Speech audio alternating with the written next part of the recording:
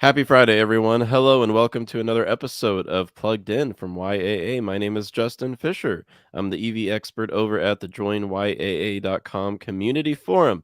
And today I'm joined again by Justice. Hello, Justice. How are you? I'm doing well. How are you today? Feeling lovely. It's springtime. The birds are singing.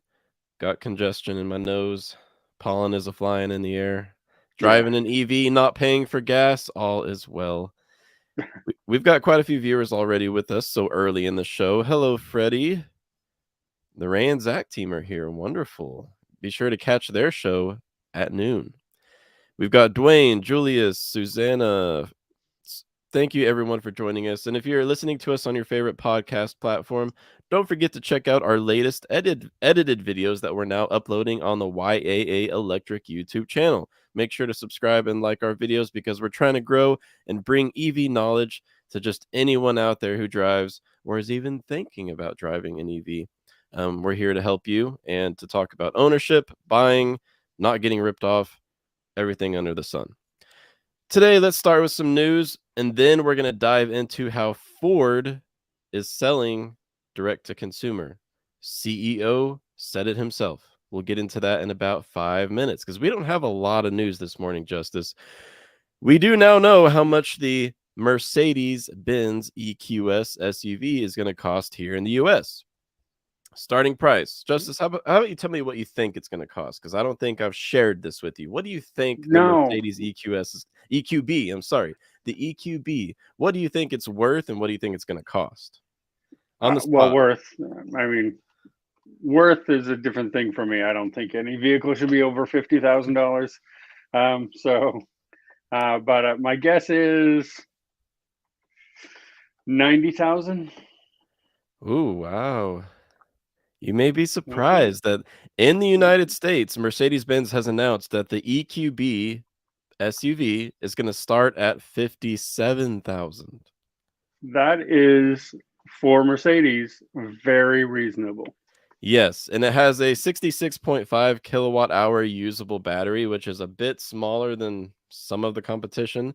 However, they've managed to squeeze out some okay efficiency because it's estimated that it's going to get about 260 miles of range on a full charge. That's pretty good for how boxy this Mercedes SUV is.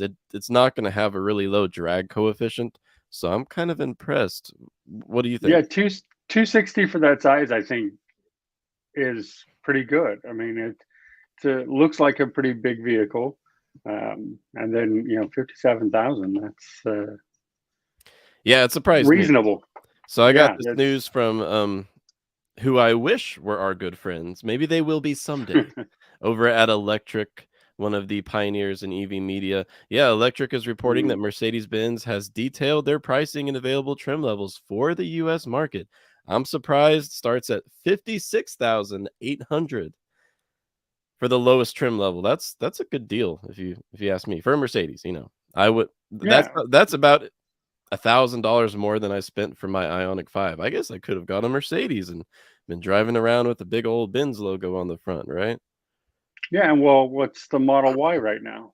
What's Oh, the Model Y 62, starting at? 62? 60, Yeah, 62,990 plus 1,200 destination charge, and there's no federal EV tax credit. yeah. So that seems like a really great price point for Mercedes. That's probably going to steal some of that Tesla business. And some other news this morning, Tesla is implementing a hiring freeze. They're implementing a hiring freeze. And apparently, CEO Elon Musk intends to have about 10% layoffs over at Tesla. Not sure the time frame on that, but is this because of automation, Justice, or what are your thoughts? Well, first, can I correct you that he's Yes. Techno King Okay. Elon Musk, Techno. not CEO. He Techno. has officially changed that title with the US government. Did you ever Uh, listen to his techno song? yes, I did. Yes, Yeah, I did. I listened to But, that once, not more than that. yeah, just once. Um, but yeah, I think this is a result of efficiency for one. They don't need as many people as they once did, but it's really a reflection of the increased market prices and Tesla trying to figure out how to stay profitable with all the increases everywhere else without continuously asking or raising MSRP, though they still kind of do that. Yeah, and Susanna in the chat got the quote straight from Electric. Maybe we can collab with Electric someday. That's going to be on my That to-do would be list. great. Our Yeah. YAA Electric goals. Yes. Elon Musk asks Tesla execs to pause all hiring, cut 10% of staff. Still not sure the time frame on that. Amid, quote, super bad feeling about the economy. And I agree with Zach. Is this CEO speak for like recession? What is super bad feeling about the economy? Which, by the way, we must note, you don't know a recession is happening until it's already started. So a Yeah. recession could have already started in the past quarter. Too soon to know, but good point, Zach. Is this a CEO speak for bad things on the horizon? Maybe. It's techno king speak Yeah. for the market's gonna shrink. I still can't believe that in the United States, Tesla still has a 75% market share among EVs in the US. That's so high. I know that some projections put that at more like 50% by 2022. Far from the truth. I can't help but wonder if other automakers could make a lot of EVs, getting around the parts shortage somehow. Maybe the pandemic never happened. Maybe Tesla would be a little closer to 50%. I don't know. It's fascinating, especially since Tesla buyers in the US no longer qualify for the federal tax incentive, although state and local incentives can apply. Justice, where you live, roughly Well, like describe the local incentives that you can get for buying an EV in California where you live.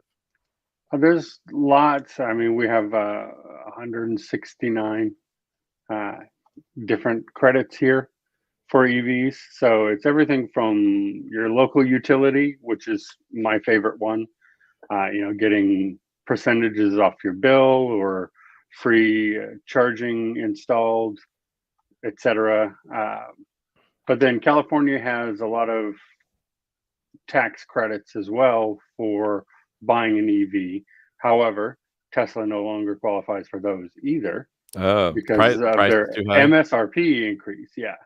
So when their last MSRP increase cut them out of California's tax credits too. So now if you buy Tesla, even in California, there's no rebate for the vehicle coming.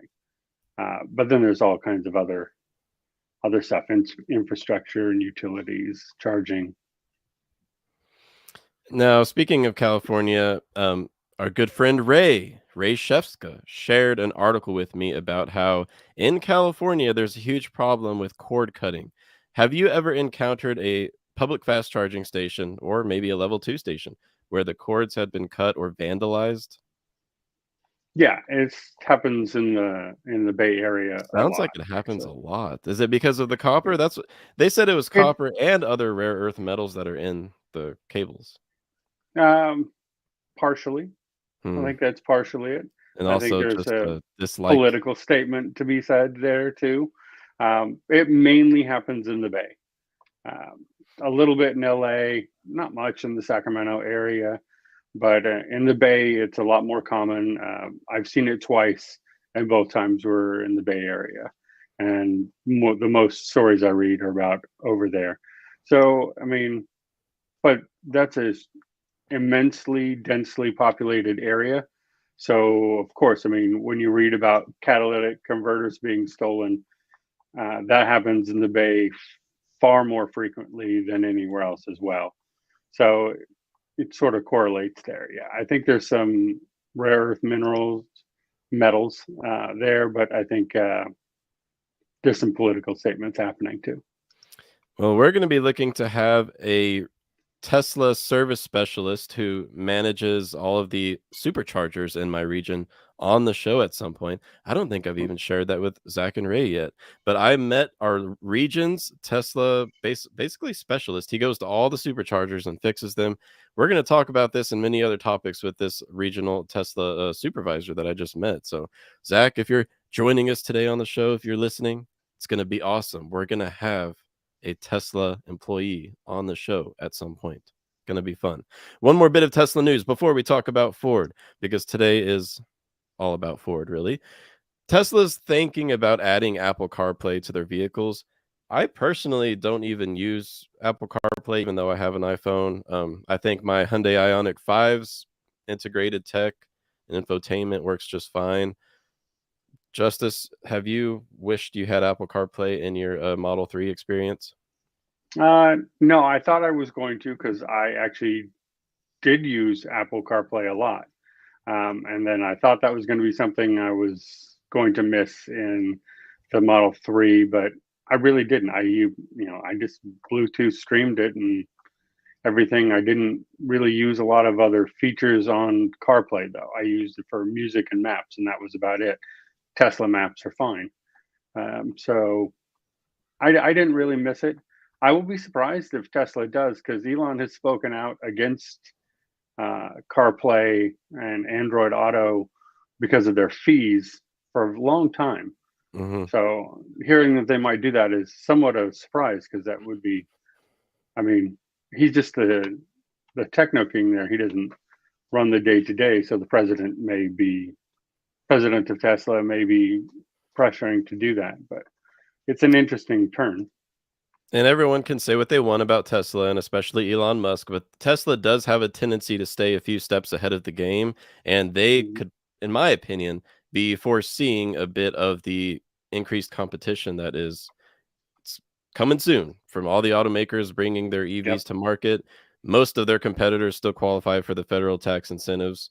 Um, I mean, you're looking at things like, what if someone just really wants Apple CarPlay in their EV? Maybe that's going to be what makes them go for an Ioniq 5 versus a Tesla Model Y. Maybe they're just laying the groundwork to retain at least a fair competitive advantage. Right now, Tesla's still winning. There's no doubt about that. But it looks like Ford might be Tesla's main competitor in the next few years. Why? 90% of Tesla buyers cited the direct to consumer purchasing model as one of the top reasons why they bought a Tesla. Ford CEO, I believe his name is Jim Farley, right? Yeah, Jim Farley. Yep.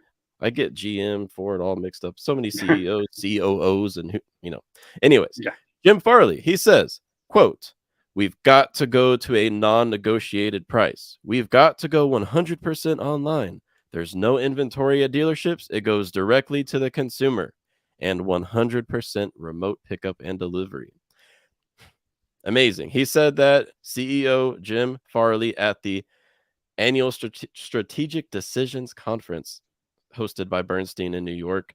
Sounds like a fancy schmancy shindig, but this is the most direct comment we've had from Ford CEO Jim Farley about Ford's direct to consumer sales on the way. We already know that Ford's EV division is now under the umbrella of Ford Model E. When they announced Ford Model E, they did say they were going to go for a set price similar to the Tesla model. Well, it's basically copying the Tesla model, right? But the reason they're Hmm. doing that is that Tesla has had so much success by avoiding the dealership model, avoiding dealer markups. You can place an order for a Tesla online in 5 minutes. I, at one point, had an order placed for a Model Y. I ended up just kissing my $200 goodbye or whatever the deposit was. And my process of ordering a Model Y was extremely easy. Ford currently is quite far behind Tesla in US market share. So we'll take a look at the numbers here in a minute, but in May, Ford sold, I believe, 6,000, no, it's 5,500 Mustang Mach-E's. I can only wonder how many Model Ys were sold in May. A lot more than that. A lot more than 5,500. Yeah.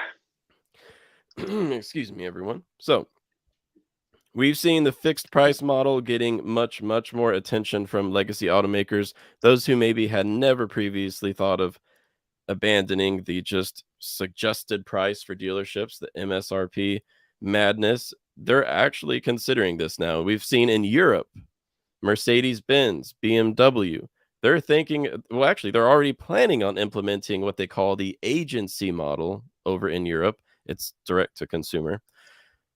They say it's only in Europe for now, but we may even in the future see the likes of Mercedes-Benz, BMW, others bringing the direct to consumer model to the US. But for now, it looks like Ford's electric vehicles are for sure going to be sold direct to consumer, according to the CEO himself. We don't have an exact timeline on this, but considering how bad Ford wants to catch up to Tesla, especially with the F-150 Lightning now making customer deliveries, I'm sure we'll see this pretty soon. My bet is it would be by the end of 2022. Justice, what are your Easy. thoughts? Do Yeah. you think this is a good move? Is this something that Ford should be proud of, or is it going to work? Easier said than done, maybe? No, I think they don't have quite the same issues Tesla did in having to figure it out. I think it's a brilliant move and also very expected. I think a lot of us saw this coming, and it's just the beginning. I think everyone's going to do this. They're going to turn dealerships into delivery centers and service centers, like Tesla. You'll probably have some of the models you can go test drive there and then order, and then either pick up and get your education or service your vehicle there. I think it's a no-brainer. I know Farley said after he saw Q2 2021 Tesla earnings, he had an epiphany. Like, yeah, I mean, I think we all saw that. It's Tesla showed that it could be done, just like the EV, just like everything else. Tesla showed not only it could be done, but it could be done very profitable. What I found interesting in his remarks was the estimate that Ford is spending $2,000 more per vehicle than Tesla. Yes. Yeah, 1/3 on advertising. Tesla has never advertised in their entire history. 1/3 on having vehicles on lots and dealers. So, yeah. And I agree with what Space, one of our other auto experts at the YAA Community Forum, what Space has said. We have been conditioned to limited inventory and MSRP for a while now with the pandemic shortages, the semiconductor chip shortage. The logical next step, direct to consumer. The consumer will like it. It's going to really become a main differentiator between different legacy automakers in the United States, because we already know that Tesla, Rivian, Lucid, I believe Fisker, which is about to start sales next year, you don't have to go to a dealer to do any haggling, nothing like that. You just place the order online. It's done. Arrange your financing. That's it. And then reap in the incentives if they apply. But with other automakers, consumers don't like having to do what I had to do hours and hours of research to find a dealer that's willing to sell it to me just at MSRP. I wasn't asking for like a $5,000 discount. I spent probably, I don't know, 10 to 20 hours total on the process of preparing to buy my vehicle. Felt like a huge waste of time. Ended up saving thousands of dollars by doing it. Yeah. So it wasn't a waste of time. But nobody likes to do that, and most households don't have time for that. So Ford will have a competitive advantage if they can make this work, right? Let's talk market share real quick. Ford in the first quarter of 2022, Justice, another Justice guess, educated guess. What was Ford's place among market share in the US for electric vehicles in the first quarter of 2022? Were they first place, second place, third place, fourth place, fifth place, or past that? Just think about it. So I first would of all, say, what did they sell? What EVs did they sell in the yeah, first quarter? just Mach-E, right? Mustang Mach-E and like, I don't know, a few hundred E-Transits, which are great for small businesses, electric commercial delivery vehicles. But basically, it's the Mustang Mach-E in the first quarter. Yeah. So what do you think their market share would be in the United States? I would put them probably at fifth. Ooh, close. I mean, they were nowhere near number one. I know that. Close. So in the first quarter of 2022, Ford among EV market share in the US was in fourth place. 4.4% market share in the US. Now it's kind of surprising. And that's fourth place. Yeah, it's kind of surprising that place. it was who was ahead of them. That surprised me. So obviously Tesla was in first place at 74.8%. We'll call it 75. Amazing. And second place was Hyundai and Kia. Together with the eGMP platform, the Kia EV6 and Hyundai Ioniq 5, they sold thousands of those. They sold all that they could make and import to the United States. They had 8.9% market share in the first quarter. Second place. That's impressive. Third place, this is the one that surprised me most. Volkswagen with the ID4. I'm surprised they were able to ship enough ID4s from Europe to America in the first quarter. Volkswagen has been hit particularly hard by the Ukraine crisis. Many of their suppliers are in Russia and Ukraine, not to mention the chip crisis that everyone else is dealing with. Volkswagen was in third place at 4.6% market share, and then Ford at 4.4%. Where does it go from here? If Ford can make the EVs, they're going to sell them, because we've seen F-150 Lightning deliveries have started. They've started. I can't help but wonder. These first, I believe it's been about 100 to 200 F-150 Lightnings that have been delivered. I wonder if they got MSRP. Or do you think they're paying what we've been seeing on YAA Car Search, where some dealers are listing them for 100,000? Justice, do you think the first highly photographed and televised F-150 Lightning deliveries that I'm sure Ford had a press release about, first ones delivered, do you think they got MSRP or even they got ripped off? I'm guessing the first ones probably are getting MSRP. Like they got in and got the deal, and nobody was sure what was going to do, and if truck owners wanted electric, and you had that, and then as soon as that first group ordered, who are getting their deliveries now, that's when dealers saw, okay, well, people want these, so let's jack it up. I think the second wave of deliveries are going to be the ones who paid way over MSRP. And Ford's feeling good about their EV sales because we've got new numbers via Inside EVs, who has reported Ford's May EV sales, and it's full of records. The Mustang Mach-E, they sold 5,179 Mach-E's in May alone. That's really good. Typically, I've been following the numbers. You can check out the numbers if you search YAA Electric Vehicle Market Share. I've got an article that I update every time new numbers come out with the latest EV market share in the US.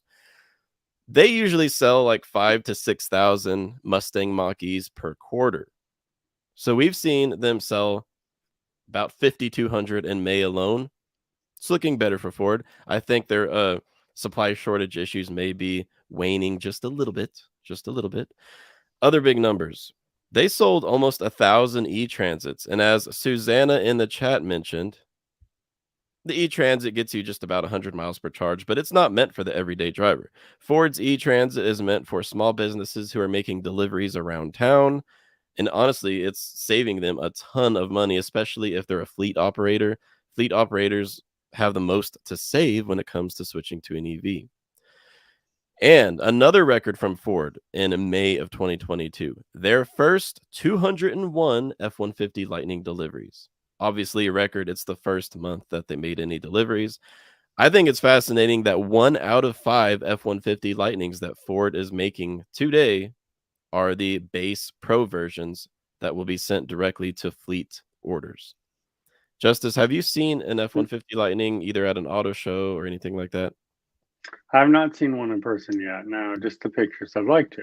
Yeah, they're elusive. I have not either. I'm going to start stalking the Electrify America stations, just going to hang out there. I've got one 30 miles away, and I'm just going to wait for an F-150 Lightning to pull up so I can ask if I can test drive it. That might be awkward. Yeah, I have a couple of Ford salesmen that I know out here, and I've asked as soon as they get one in, even if it's just pre-delivery. Okay, I can't drive it if it's pre-sold, but at least let me come and jump in. So hopefully I'll be getting word here soon to go check it out. Yeah, we've had some commenters on the channel say, you guys need to go test drive the vehicles you're talking about. We do test drive the ones we can find, but if you've been looking for an EV yourself lately, you probably know it's easier said than done. It's hard to find an EV on the lot to drive. I mean, the next one I'm looking to get into is a Polestar because I know that they tend to keep a few at their Polestar delivery locations. Let's talk F-150 Lightning pricing. What's that? I've been in a Polestar. Yeah, I've tell been us in what you think about it briefly. Space's Polestar. Yeah, Actually, Space, it one of our was auto advocates. yeah, it was very, very nice. I really liked the Polestar a lot. It was it was definitely sitting in it, driving in it, felt very comfortable, and it had great pickup and go. I wasn't driving, space was, and I didn't, it. There was no that sort of seasickness that you get when some people drive EVs. That wasn't there. It was a really smooth car, and it looked really great inside. I really liked the Polestar a lot. I love the Polestar too. Looping back to Ford, because I want to talk about pricing for the F-150 Lightning, which is currently the Ford EV that's generating the most buzz. Here's why pricing matters so much more to me now, and it shouldn't matter more to you if you're thinking about buying a Ford EV. If you're just joining us, Ford CEO Jim Farley said yesterday that they're definitely going to be selling EVs direct to consumer, no haggle pricing, one set price, no dealer markups. Sounds great, right? Well, Ford's pricing for the F-150 Lightning sounds a lot better if you just subtract the dealer markups that we've seen. On YAA Car Search, our new car search engine where you can find your next vehicle, we've seen some dealers marking up F-150 Lightnings well over 100 grand. No bueno. Okay, don't do that. Don't go buy one for 100 grand. Especially now that we see these prices should hold true. For the Pro, the F-150 Pro, F-150 Lightning Pro, the base trim starts with a 230-mile range without the extended range battery. Apparently, only fleet operators will be able to add the extended range battery to the Pro trim. Sounds kind of weird in my opinion, but that's the way it is for now. It starts at $39,974 and qualifies for incentives. That's almost sounds fake. Is that fake news? It's too good to be true. A $40,000 electric truck, even if it gets just 230 miles of range with the standard range battery, that's a really good deal for an electric truck. I've seen Kyle Connor from Out of Spec Motoring, I would say my favorite EV media out there. Kyle Connor has test driven one with another EV media guy from the Kilowatts, and they found that the Pro trim is a really, really good deal. I can't wait to get my hands on one, drive it around. They said that for $40,000, it's a steal. They don't see how Ford's going to make any money off of the Pro trim, being that it's so cheap and battery costs are actually going up now because of raw material shortages. It's a great deal, but most consumers are going to be looking at higher trims such as the XLT or Lariat Ford F-150 Lightnings, maybe even the Platinum. The XLT with the extended range battery gets you about 320 miles of range. That's great. It's going to cost you $72,000 with the extended range battery. Without the extended range battery, it's in the mid 50s. The Lariat starting at 77,000 with the extended range battery, and a fully loaded one at MSRP, Platinum Edition, looking at about $91,000. But the F-150 Lightning does still qualify for the federal EV tax credit, which, depending on your own household's tax liability, could take $7,500 off of next year's tax bill. My Ioniq 5 qualifies for it, so I'm looking forward to taking advantage of that. Justice, who are Ford's main competitors in the electric truck space? Is it going to be Chevy and Tesla, or do you think maybe even Stellantis might come out of nowhere with a Ram 1500? Yeah, I think the Ram, I think the Silverado is going to be a huge competitor.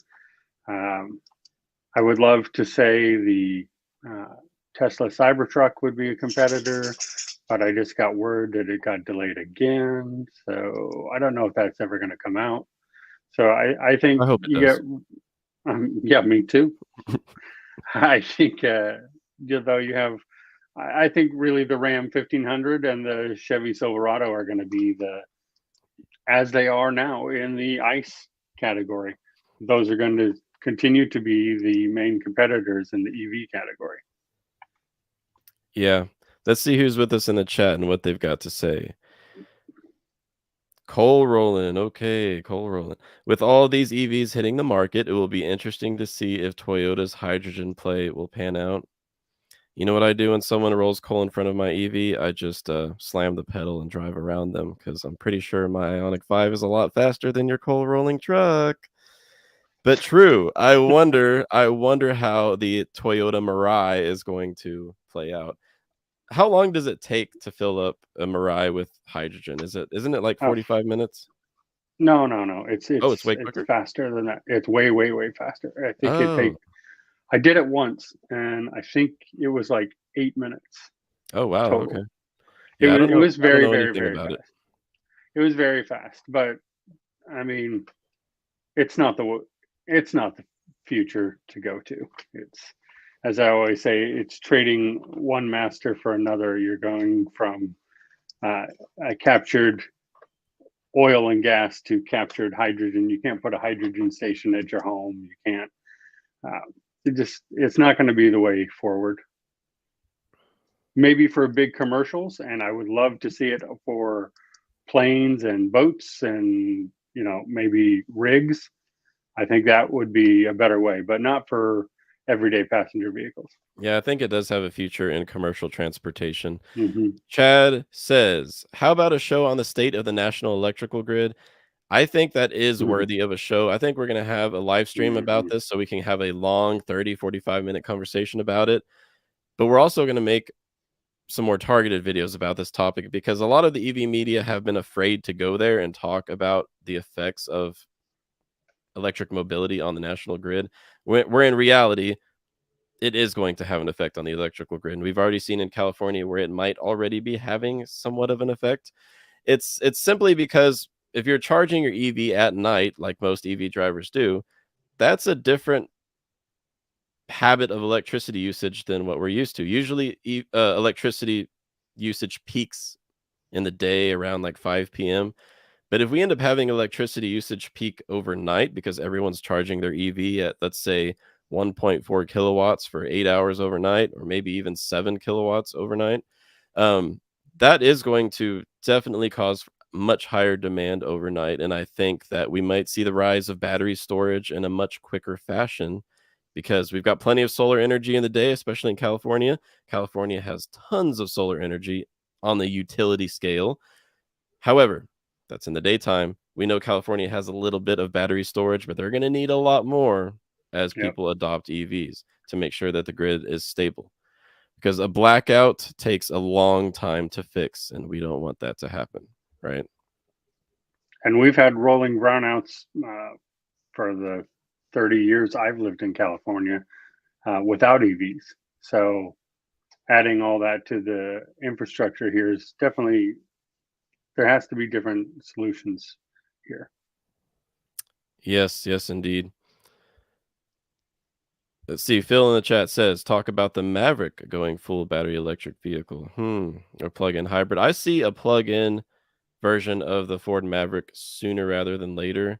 I'm not sure if they've announced that. Do you know, Justice? I haven't heard anything. We do know this was about a month ago. Ford CEO Jim Farley makes a lot of announcements. He also announced that in Tennessee at the new Ford Blue Oval factory in Tennessee, he said an electric truck that is not the F-150 Lightning, that's what he said, will be built at the Tennessee Blue Oval factory. A lot of people guessed that it could be the Ford Maverick, maybe a Ford Ranger, but probably the Ford Maverick. That's the hot selling hybrid truck right now. I think it will be further electrified at the new Tennessee Blue Oval factory. Pretty exciting. It's amazing how the southeastern United States is becoming a hub for the electrification of the auto industry. We've got Rivian in Georgia. Who else just went to Georgia? Hyundai. Hyundai announced their next factory will be in Savannah, Georgia. And VinFast, with their batteries not included model, will be building a factory in North Carolina. Where I live in West Virginia, a few battery makers and even an electric school bus maker are coming to my mountain state of West Virginia. So it's really fascinating to see. I know we've got a viewer here in the chat, John in Florida. I would definitely have solar on my roof if I lived in Florida. My EV would just be charged by the sun. That'd be wonderful. How how hurricane proof are solar panels? Good Like, what does question. that do to bolting them into the roof? Like, we have earthquakes, so like whatever on that far, but I question high wind speeds with solar panels. Good question. Maybe John will share in the chat. Before we Yeah. go, let's say rest in peace to gas prices because we're looking at another record again today. The national average is like $1.50 less than what people pay in Justice's area. But Well, yeah. $4.76 a gallon is the national average right now. $4.76 a gallon. In California, the national average, according to AAA, is currently $6.25. It's a lot of money. It's So, 6.59 in my area right now. so let me do the math real quick. See how much it would cost to fill up my Nissan Altima that I sold earlier this year. If I lived in California, it would cost $113 to fill up a Nissan Altima. That's ridiculous. I am currently saving about $150 a month on fuel costs. My wife and I share the EV so that we can save on fuel and not have direct tailpipe emissions. $150 saved monthly, but if gas prices do get closer to $5 a gallon nationally, we'll be looking at even more savings. If you can find an EV at MSRP, 2022 just might be the best time to buy one. We've seen automakers indicating that they are going to raise MSRPs for the 2023 model year. Sure, there's inflation, and I'm sure they use that as an excuse to some extent, but really they are paying more for raw materials used in batteries, vehicle frames, just about everything in the vehicle is costing more to make. If you can find an EV at MSRP, let us know. Join the YAA community. We've got an electric vehicle channel where you can talk to Justice and I, Mario, goes by the name of Space, Phil, Kimberly. We've got all different kinds of experts. Zach himself makes an appearance on the electric vehicle forum too. I want to know what EVs you are considering. So if you're thinking about buying this year or next year, what are your top 3 and why? Let us become a part of your buying decision because this is just fascinating. There's so many different options on the market today. Everything from 150-mile range with the Nissan Leaf standard range to like 520 miles of range with the Lucid Air. What are you considering? What are your priorities? Is it range? Is it charging speed? Is it price? Is it incentives? Let us know. It's just amazing. Before we go, let's see what people in the chat are saying. Freddie, Ionic 5 first, Polestar second. Freddie, let us know what part of the country you're in. I may be able to help you a little bit. Let us know. Let's go, Brandon. Ford Maverick Hybrid.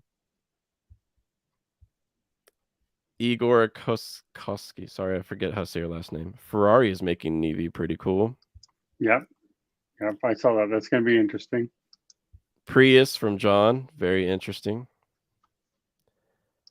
Prius Prime. Yeah, Prius Prime. I sold like one every single day. I was with Toyota, those. Yeah, I mean, the RAV4 Prime remains one of the best options out there because I think availability is a little better than for like an Ioniq 5, but you still get incentives, and Toyota's about to run out of those incentives. Yeah. Freddie, great to hear you're reaching out to the dealer on the East Coast that sells at MSRP to everyone. I can't help but wonder how many orders they've had because of that. So, yeah. I like Freddie's avatar, by the way. Oh, and we need to talk more about the Chevy Bolt next time. We'll finish the show by saying the Chevy Bolt is the new most affordable EV. It has the title of most affordable EV in America, at least for mainstream production. The 2023 Chevy Bolt starts at $26,000. No incentives. They've already expired their incentives. But still, let us know. Are you considering the Bolt now that they've had the battery fixed, they've had the recall fixed, and it is under $30,000? Let us know. But thank you, everyone, for joining us today. Check out our YouTube channel. We've got some new videos we've uploaded. Please subscribe and like if you haven't already. We're trying to bring EV knowledge to the masses to get rid of the stigma and show that EV adoption isn't as crazy as it sounds in 2022. Justice, thank you so much for joining me today. Thank you for having me. Always a pleasure. And we'll see you next week.